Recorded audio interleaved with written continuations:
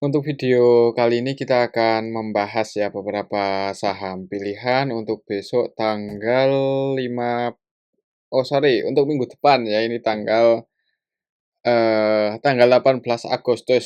Jadi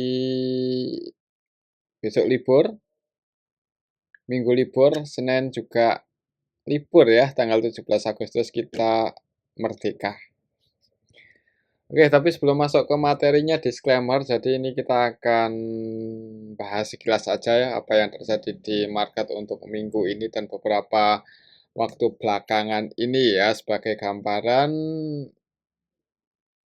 gimana untuk IHSG besok setelah libur lebarannya dan mungkin next di video kita selanjutnya akan lebih spesifik membahas saham-saham tertentu ya karena ada waktu yang lumayan banyak ini ya. Semoga diberikan, eee, kemampuan untuk buat konten lagi. Oke, untuk IHSG sendiri hari ini naik lumayan tinggi di hari terakhir ya untuk minggu ini IHSG ditutup hijau 1,59% dan sebenarnya ini kalau secara teknikalnya cukup, apa ya, eee, bagus nggak bagus-bagus ya, bagus lebih ke condong ke arah bagus soalnya secara teknikal ini berhasil breakout walaupun sedikit ya. Hari ini berhasil break di atas 6.380 dan close di 6.400. Tinggal kita lihat besok setelah libur panjang apakah IHSG nilai tukar rupiahnya itu bisa menguat lagi. Kalau itu terjadi sih kemungkinan breakout dan mulai bullish mudah-mudahan untuk IHSG. Tapi kalau setelah libur panjang kok rupiah tiba-tiba entah apa alasannya kok tiba-tiba bisa malah melemah, ya turun lagi tembus 18.000 lagi ya, jangan berharap dulu untuk IHSG dalam waktu dekat ya. Jadi kita berdoa aja yang baik-baik untuk, kondisi domestik atau dalam negeri ya, karena untuk saat ini sih itu yang jadi yang paling mempengaruhi kondisi indeks IHSG saat ini.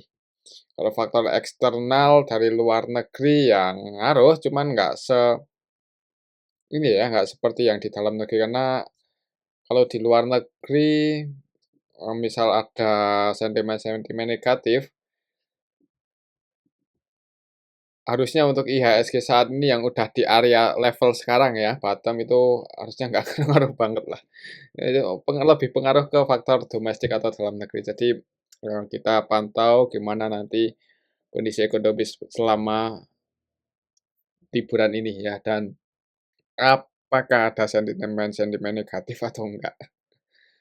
Itu untuk IHSG ya, cukup bagus hari ini bisa break di atas 6.380 dan close di 6.400. Kalau kita lihat untuk transaksinya sebenarnya hari ini tuh nggak terlalu ramai untuk IHSG ya, di hari terakhir ini nggak terlalu ramai di hari terakhir untuk minggu ini. Untuk asingnya sendiri yang masuk paling banyak itu di Samtin 109M, kemudian di BBRI hari ini masuk 93M walaupun sepi. BBRI itu nilai transaksinya cuma 369M, jadi sepi ya. Dan untuk, asingnya paling banyak keluar itu di TPI acuan.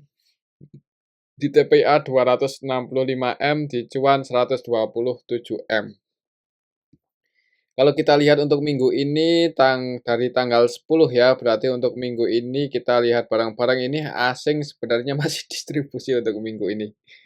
Distribusi yang paling banyak diakumulasi oleh asing untuk minggu ini BBRI itu pun cuma 300M ya, jadi hitungannya belum banyak ya. Kalau asing udah mulai masuk apalagi dengan jumlah yang banyak kemungkinan IHSG mulai bullish. Nah, ini asingnya belum masuk. Jadi, tapi secara teknikal udah ada tanda-tanda ini, tinggal kita lihat besok di awal perdagangan gimana minggu depan. Semoga bisa langsung hijau dan naik, naik, naik. Untuk target resisten selanjutnya kita lihat secara histori itu ada di 6.900-an dan semoga aja itu bisa terjadi ya. Untuk IHSG ke 6.900-an itu hitungannya juga masih di area bawah ya. Belum dirasakan em, ya masih di area bottom tapi udah indikasi bullish ya, mungkin seperti itu untuk IHSG. Jadi minggu depan pantau di awal perdagangan market semoga langsung hijau ya, dan kalaupun turun itu di penutupan marketnya semoga IHSG masih bisa bertahan di atas 6.380 untuk minggu depan ya. Oke, itu untuk kondisi indeks IHSG. Coba kita lihat untuk kondisi marketnya ya. Hari ini kondisi marketnya gimana? Maksudnya market secara global ya. Kita akan cek harga-harga komoditas utama dunia. Komoditas utama itu emas sama minyak ya. Kalau ada tambahan mungkin teman-teman kalau mau tulis di kolom komentar apakah kita perlu memantau komoditas yang lainnya. Mana TradingView ya ini. Untuk harga emasnya masih lumayan tinggi. Pas video ini kita buat, kalau kita gunakan broker yang biasa kita buat patokan teknikalnya ya. Untuk emas, sebentar masih loading. Hari ini di 4370-an, 4370, 4370 US dollaran per troy ounce-nya. Jadi untuk emas tadi sempat turun nguji area support mendekati support 4.300 kalau pakai broker yang ini, kemudian rebound naik. Nah, kita lihat aja untuk resistennya masih di 4.400-an. Ini kalau kita pakai broker yang ini ya, tapi kalau kita gunakan patokan di TradingView yang ini, yang di bagian menu apa ini? Market secara umumnya ya itu ada di 4.428 USD per troy ounce-nya. Jadi ya apa ya? Ini aja buat patokan resistennya yang di berapa ini? Kalau Fibonacci berapa persennya ya ini ya? 0,5 berarti 50%-nya Fibonacci. Ya semoga nggak buat level baru di atas itu karena kalau emas naik itu indikasinya nggak bagus untuk kondisi global ya, bukan IHSG atau Indonesia aja, global. Kalau untuk harga emas itu patokannya USD dan kondisi globalnya gimana ya. Kalau di Indonesia ada beberapa, ya nggak beberapa sih, itu mungkin uh, ini ya pendapat beberapa orang aja, wah ini emas naik karena musim ini, emas turun karena musim ini. Ya, sebenarnya itu hanya pas-pasan aja. Ya untuk penentuan harga emas itu tergantung US dollarnya dan kondisi geopolitik, kondisi global dunia. Ya. Kalau dunia lagi nggak baik-baik aja, berarti banyak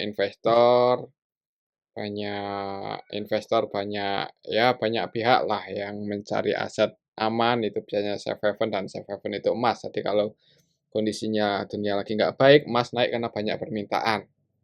Ya begitupun sebaliknya kalau kondisi ekonominya kan lagi membaik, banyak perusahaan-perusahaan yang berekspansi, nah para investor yang punya emas dijual, dipindahkan asetnya ke perusahaan-perusahaan itu, jadi indeks saham biasanya cenderung hijau kalau emasnya koreksi.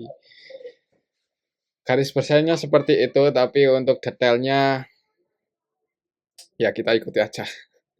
Oke, itu untuk harga emas. Selanjutnya kita akan cek untuk harga minyak ya. Ini untuk harga minyak pas video ini kita buat masih sama kayaknya seperti kemarin ya, di kurang lebih 80-an US dollar per barel untuk WTI. Coba kita cek untuk crude oil. Crude oil di NYMEX. NYMEX New York. New York apa NYMEX itu? Stock Exchange. Apa stock? Bukan stock ya. Komoditas ini harusnya. Masa kalau NYMEX ya, eh pasar berjangkanya sana, NYMEX itu. Kalau di Indonesia pasar berjangkanya ada dua ya, kalau nggak salah ada dua, yaitu ada Indonesia JFX ya, Jakarta Futures Exchange, sama ICDX Indonesia Commodity ICDX Derivative Exchange. Ya enggak ya? Artinya itulah ya, cuman kalau di Indonesia itu punya dua pasar bersangka, yaitu JFX sama ICDX. Nah, kalau NYMEX itu pasar berjangkanya ya negara sana lah, negara New York. New York itu mana Amerika ya. Jadi yang buat patokan harga komoditas dunia itu NYMEX. Komoditas ini ya, crude oil, mungkin kalau komoditas yang lainnya, misal kelapa sawit, itu sebenarnya bukan Indonesia. Kalau nggak salah itu yang buat patokan malah bursa berjangkanya Malaysia kalau nggak salah ya. Walaupun produsen terbesarnya Indonesia ya, itulah PR-nya kita. PR-nya bukan kita sih, lebih ke PR-nya pemerintah mungkin ya. Kok bisa, padahal kita yang penghasil kelapa sawit terbesar, tapi harga acuan crude oil, kok harga acuan crude oil, sorry, apa, minyak kelapa sawit itu, ya itulah ya, itu harga acuannya malah dari bursa bersangkanya Malaysia, kalau nggak salah masih seperti itu. Kalau salah mohon dikoreksi, bisa tulis di kolom komentar ya. Tapi kalau harga minyak dunia ini ya di sini, di NYMEX untuk harga acuannya.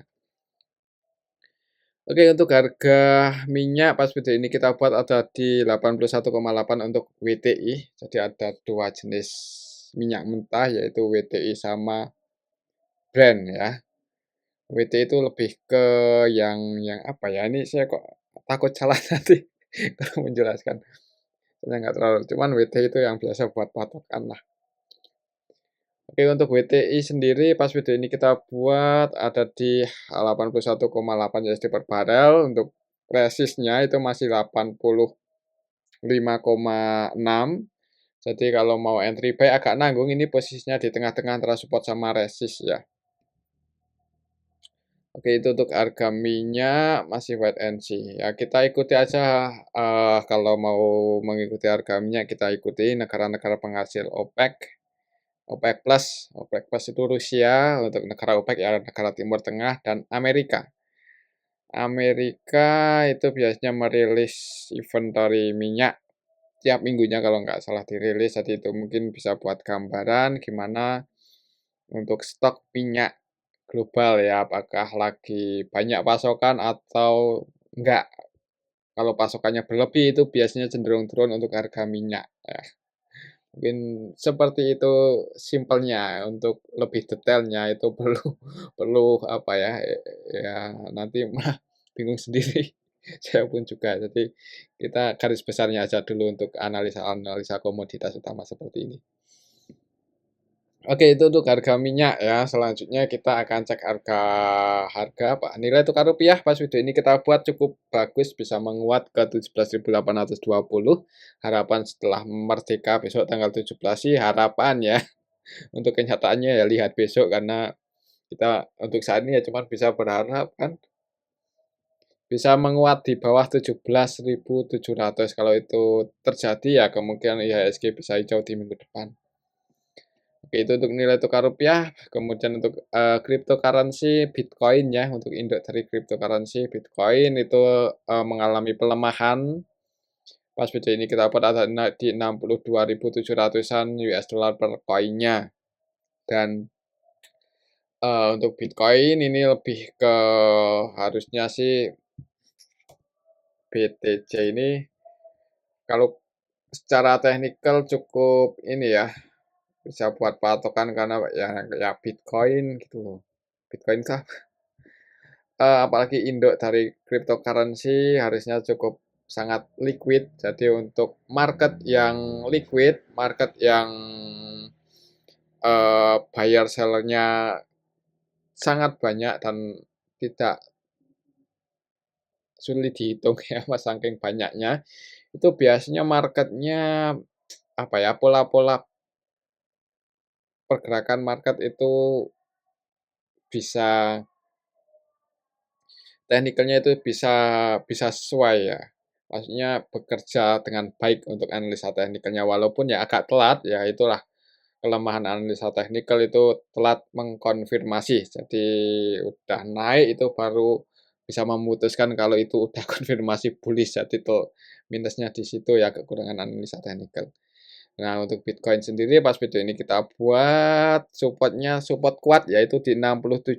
Jadi beberapa waktu belakangan ini cenderung sideways konsolidasi di sini-sini aja. Jadi kemungkinan masih cenderung konsolidasi kalau menurut saya sih untuk Bitcoin. Ada indikasi bullish kalau bisa break di atas 67.400 ya. Oke, itu untuk Bitcoin. Kemudian untuk pasar komoditas utama juga tadi udah sebagian kita bahas ya, harga emas, harga minyak.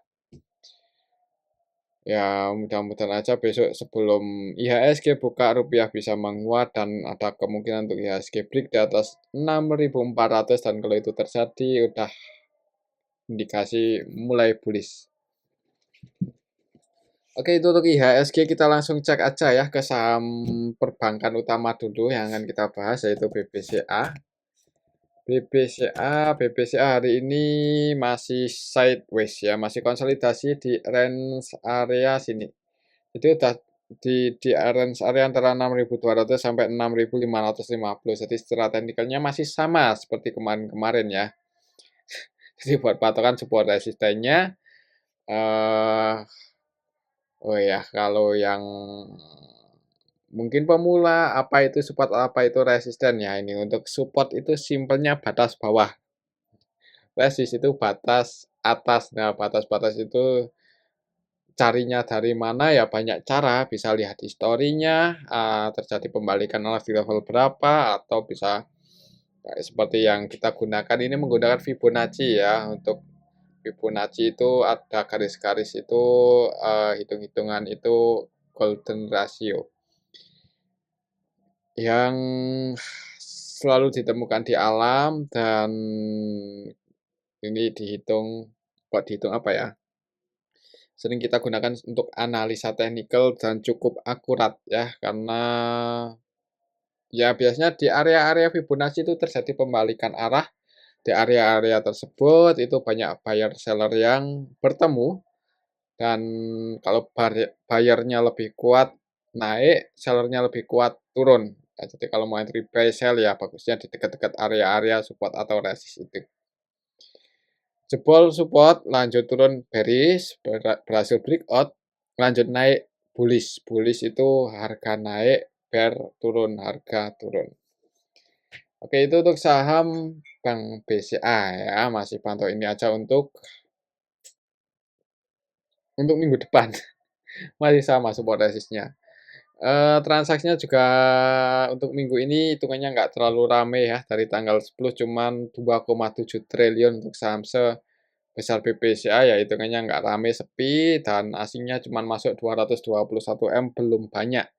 Jadi nunggu asing masuk lagi, ini paling nggak minggu ini nggak jualan untuk asingnya, tinggal nunggu nanti asing masuk. Gimana kalau masuk, ya dengan jumlah yang banyak dan BBCA break atau IHSG breakout dululah. BBCA kemungkinan mengikuti dan misal pun BBCA breakout dulu, kemungkinan juga IHSG mengikuti karena Bank BCA itu masih jadi leader ya, dari leadernya IHSG itu masih BBCA walaupun saham Pak PP itu juga market cap-nya hampir nggak kalah besar, bahkan apa itu yang sempat lebih besar market cap dibandingkan BBCA. Sahamnya Pak PP Brand atau apa ya, saya kok lupa. Tapi ya masih BBCA sih secara fundamental yang bagus yang bisa dijadikan apa ya, leader di IHSG. Oke, mungkin seperti itu untuk BBCA 6550 ya, masih pantau level itu. Selanjutnya BBRI ini juga untungnya masih bisa bertahan di atas 3080. Pas video ini kita buat untuk BBRI ada di 3120, kalau besok naik resistennya di 3260 dan semoga aja itu kejemput untuk minggu depan ya. Kita lihat aja. Selama nggak jebol di bawah 3080 aman, jadi buat teman-teman yang mau entry buy di level sekarang ya monggo. Kalaupun jebol sih untuk saya pribadi masih berani dipertahankan ya. Kalau di cut loss agak sayang untuk level sekarang. Tapi kalau mau diantisipasi ya nggak ada. Ya nggak apa-apa kalau emang niat dari awalnya udah kalau turun diantisipasi. Karena kalau turun supportnya di 2870 lagi, di bawah 3000 lagi. Dan di bawah 3000 itu malah makin murah dan kesempatan yang bagus juga buat nambah muatan, bukan malah di cut loss di harga bawah ya. Oke, itu untuk saham Bank BRI, transaksinya hari ini nggak terlalu rame, dan asingnya untuk minggu ini di BBRI ini net buy sebanyak 300-an M, cukup banyak ya. Yang paling banyak dibeli asing malah BBRI ini. Ya, mudah-mudahan besok naik, bisa buat level baru di 3160 untuk minggu depan, ngejar 3250. Semoga bisa nyentuh level ini besok setelah tanggal 17. Oke, itu untuk saham Bank BRI ya. Selanjutnya kita akan cek saham Bank Mandiri. Mandiri naik, untungnya hari ini naik. Walaupun didistribusi asing terus, tapi ya ini secara teknikalnya cukup bagus ya. Walaupun nggak gagal breakout, tapi bisa bertahan di atas supportnya 4070, walaupun asingnya jualan. Nah, jadi secara teknikal mungkin untuk BB Bank Mandiri ini udah mentok di bottom, mungkin ya. Mungkin itu nggak pasti loh. Jadi jangan all in di sini, nanti kalau jebol malah wah katanya mentok. Ah, itu salah paham ya. Karena ini hanya analisa aja. Kita cek untuk Bank Mandiri. Nah, untuk Bank Mandiri untuk minggu ini malah jualan cukup banyak asingnya ini 773 M. Jadi didistribusi oleh asing untuk Bank Mandiri. Tapi secara teknikalnya itu masih bisa dijaga di atas support. Semoga minggu depan nggak jebol. Untuk Bank Mandiri sendiri hari ini tanggal 14 Agustus ini kita bisa lihat bareng-bareng. Hari ini asingnya masih net sell, masih jualan walaupun nggak banyak ya untuk nilainya. Dan kalau kita cek dari awal minggu ini, untuk asingnya yang jualan ada YU, ZP, AK, YU versi asing, ZP, AK-nya juga versi asing ya. Cukup banyak, yang nampung cuman BK aja 128 M. Lokalnya sendiri net buy, retail-retail banyak yang masuk, banyak yang nambah muatan. Jadi mudah-mudahan teman-teman kita yang entry di Bank Mandiri ini untuk jangka panjang dan belinya pakai uang dingin. Jadi kalau kok nggak naik-naik itu masih santai ya kalau belinya pakai uang dingin. Apalagi di harga sekarang, dividen yield-nya kan cukup tinggi, jauh lebih tinggi dibandingkan bunga deposito ya. Berapa suku bunga Indonesia? 45% lebih ya udah naik. Oke, itu untuk saham Bank Mandiri, resistennya masih di 4320, cukup lumayan. Dan ya kalau entry di Bank Mandiri di level sekarang kok belinya pakai uang dingin, kalau diniatkan untuk investasi ya target price-nya jangan 4.300 lah. Lebih tinggi lagi ya kalau di sini untuk swing atau trading aja. Oke, itu untuk saham Bank Mandiri. Selanjutnya kita akan cek saham Bank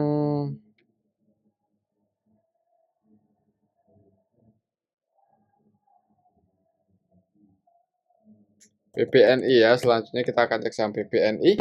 BBNI hari ini naik 0,55% setelah kemarin berhasil naik juga. Hari ini lanjut naik. Untuk resistennya masih di 3.700. Jadi kita lihat minggu depan semoga bisa nyentuh level ini. 3.700 ya, break di atas 3.700, ngejar 3940 untuk Bank BNI.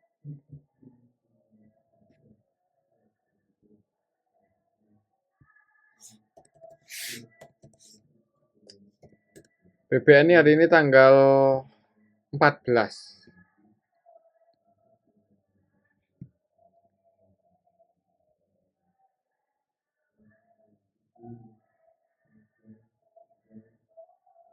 Asingnya net buy sih di BBN ini, cuman nilainya belum, nilai transaksinya itu belum terlalu banyak ya, jadi cenderung sepi.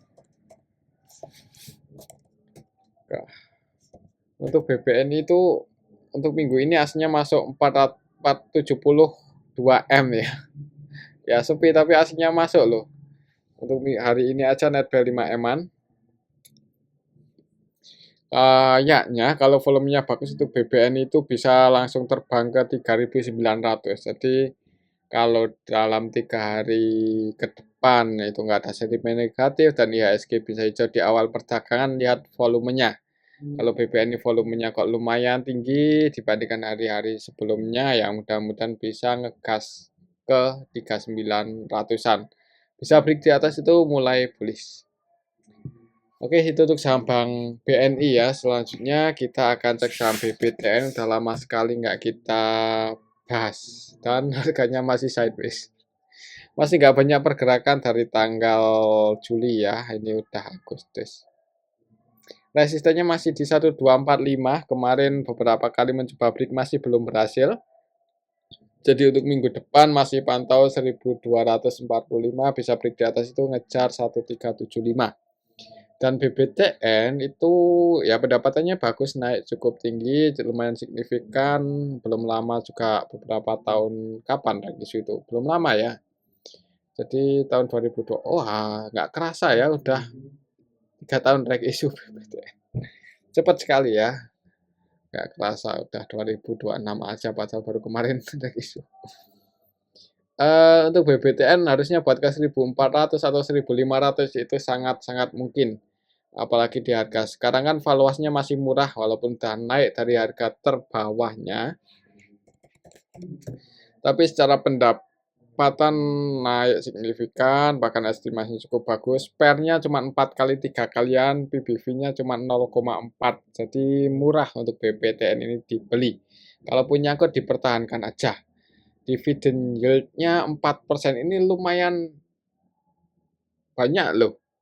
Banyak loh, 4% dividen yield, padahal dividen per rasionya cuma 20%, 15%, 20%, 25%. Jadi kurang lebih yang dibagikan untuk dividen itu cuma 20% dari profitnya. Dan yieldnya 4,3 kan lumayan ya. Apalagi valuasinya masih murah. Ya tinggal nunggu waktu aja. Tapi waktunya itu loh, kalau yang waktunya lama kan sayang di waktu. Jadi monggo opsi masing-masing ya, apakah mau entry di harga sekarang dengan kesabaran atau nunggu berhasil breakout dengan volume bagus. Itu opsinya ya, monggo putusin masing-masing. Untuk resistor terdekatnya buat patokan di 1250, break di atas itu ngejar 1380. Dan kalau merah tunggu di 1150 aja. Oke, itu untuk saham BBTN. Selanjutnya kita akan cek Arto ya. Arto udah lama juga nggak kita bahas. Kita bahas saham-saham yang jarang kita bahas mungkin di hari-hari weekday ya. Untuk Arto sendiri turun. Hari ini turun lagi ke area supportnya 1185. Nah, ini teman-teman kalau mau entry buy ini momentumnya cukup bagus untuk Arto. Ya, bahkan tadi sempat turun mendekati support 1160 dan untuk supportnya masih di 1150. Buat teman-teman yang mau entry buy ya bisa dipertimbangkan ketika dekat-dekat level ini ya. Beberapa kali juga mantul di area sini, ini tanggal Juli pertengahan, kemudian akhir Juli, dan ini di pertengahan Agustus juga mendekati support. Ya, semoga bisa mantul naik. Soalnya untuk Arto kan pendapatannya semakin ke sini semakin positif. Kemudian dari segi historinya ada pemain besar yang nyangkut di atas. Apakah bakal dinaikin lagi atau enggak ya ikuti aja ya. Mungkin kalau mau entry buy di harga sekarang sih saya pribadi lumayan berani untuk Arto di harga sekarang ya. Kalaupun jebol di bawah 1150 kalau mau diantisipasi monggo. Kalau mau dipertahankan juga pastikan belinya nggak pakai uang pangkas dan nggak semua portonya di saham ini. Ya karena secara fundamental juga belum bagi dividen kan untuk Arto itu. Ya kalau besok naik target price-nya di minggu depan ya. Kalau bisa mantul di area support nggak jebol ini target price-nya di 1390 untuk Arto. Oke itu untuk saham Arto dan mungkin ini aja dulu ya untuk analisa kita pada video yang ini. Ya, semoga nanti kita bisa buat konten lagi di kesempatan selanjutnya. Terima kasih.